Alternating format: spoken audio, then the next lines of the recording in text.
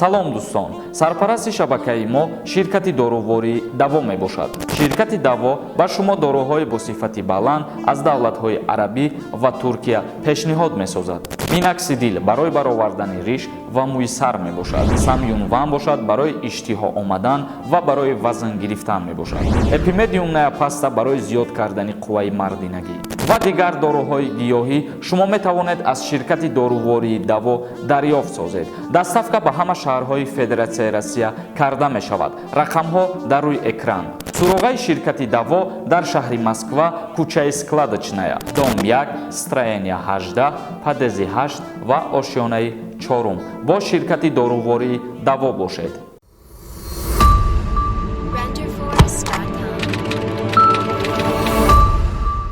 ассалому алайкум ба ҳама тамошобинони барномаҳои канали Юристиҷей.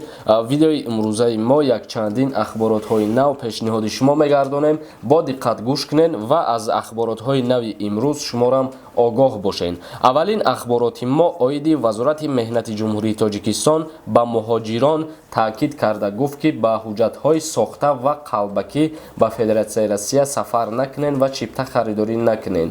Айни ҳол мо нусхаира мехонем, бо диққат гӯш кунед ки киҳоро дар назар доранд ва оиди кадом чиптаҳо дар инҷа сухан меравад. Вазорати меҳнати Ҷумҳурии Тоҷикистон ва шуғли аҳолӣ аз сокинон даъват мекунад, ки аз сохтани ҳуҷҷатҳои қалбакӣ худдорӣ намуда зимни харидорӣ аз чиптаҳои ҳавоии Уральскии авиалинӣ ба доми қалобон гирифтор нашаванд, зеро ки баъди ворид гардидани шаҳрвандон бо ҳуҷҷатҳои қалбакӣ дар Федератсияи Русия барои онҳо мушкилӣ пеш меояд. Шаҳрвандои Тоҷикистон, ки тибқи амри ҳукумати Россия аз 16 марти соли 2021 таҳти рақами 635ро барои ворид шудан ба қаламрави Русия асос доранд, метавонанд аз хатсайри ҳавоии мазкур истифода намоянд, таъкид кардааст Вазорати меҳнат ва муҳоҷирати Ҷумҳурии Тоҷикистон.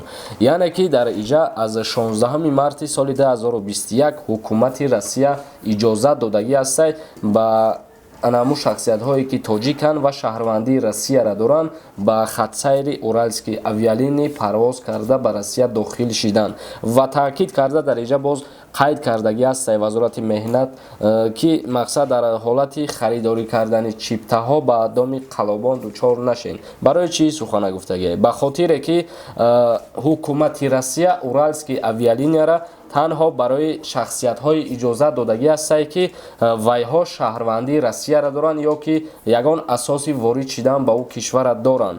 Ва ба ҳамин хотир таъкид карда гуфтагие, ки агар ки ин ширкат ба ҳамаи шумо чипта барои фурӯш пешниҳод кунад, аз харидорӣ кардан даст бикашед, чунки ба воситаи ҳуҷҷатҳои қалбакӣ вақте ки шумо вориди Россия мегардед, ба шумо мушкилиҳо ба сартон дучор мешавад. Яъне метавонанд шуморо ҷарима кунанд ё ки метавонанд депортатсиятон кунанд. Ҳамчунин ин ниҳод аз шаҳрвандони Ҷумҳурии Тоҷикистон, ки хоҳиши кор кардан дар Русияро доранд, даъват кардааст, ки ба агентӣ ба кортаъминкунӣ дар хориҷа ва хадамоти муҳоҷирати Вазорати меҳнати муҳоҷират ва шуғли аҳолии Ҷумҳурии Тоҷикистон муроҷиат намоянд. Яъне шахсиятҳое ки мехоҳанд бо ин ширкат ба Федератсияи Россия интиқол дода шаванд, ба ҷое ки мо ном гирифтем муроҷиат кунанд барои кору фаъолият кардан, бо тавассути номнавис кардан онҳоро интиқол метиҳанд ба Федератсияи Россия. Мегзарем ба қисми ахбороти навбатӣ оиди ба сафари корӣ рафтани президенти Ҷумҳурии Тоҷикистон Эмомалӣ Раҳмон ба вилояти Суғд, аз ҷумла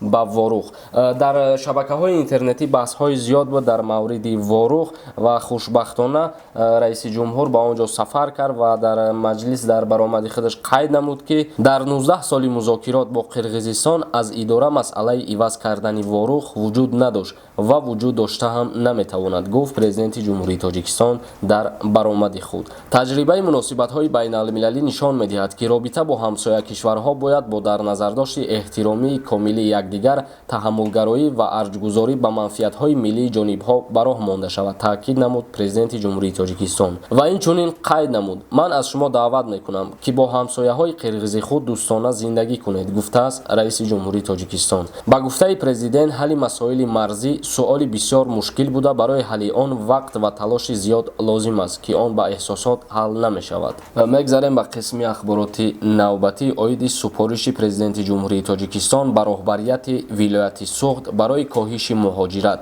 соҳибкоронро дастгирӣ кардан лозим аст. Яъне ки президенти ҷумҳурии Тоҷикистон дар сафари кории худаш қайд намуд ки сафар кардан ба муҳоҷирата камтар кунанд ва муҳоҷирои кориро дар ҷумҳурии Тоҷикистон дастгирӣ кунанд. Раиси ҷумҳурии Тоҷикистон Эмомалӣ Раҳмон ба роҳбарият ва фаъолони вилояти Суғд мулоқот кард ва барои коҳиш додани муҳоҷират супориш дод. Президент масъулинро вазифадор кард ки ташаббусҳои соҳибкоронро ҷиҳати бунёди корхонаҳои паррандапарварӣ ва моҳипарварӣ минбаъд низ ҳамаҷониба дастгирӣ намоянд. Масъалаи ташкил ва нигаҳдории ҷойҳои корӣ омили муҳими ҳалли мушкилоти иқтисодиву иҷтимоии аҳолӣ ва паст кардани шиддати муҳоҷирати меҳнатӣ гуфта мешавад. Ва инчунин президенти ҷумҳурии Тоҷикистон қайд намуд ки дар соли 2020 дар вилояти Суғд беш аз 47 000 ҷойҳои кории нав таъсис ва ташкил карда шуд ва ба нақша гирифтанд ки дар соли 2021 ин баландтар шавад, яъне ки зиёдтар ҷойҳои корӣ ба шаҳрвандон таъмин карда шавад. Бародарони азиз, видеоро ҷамъбаст мекунем. Ягон савол дошта бошед, агар дар комментария саволотонро бинависен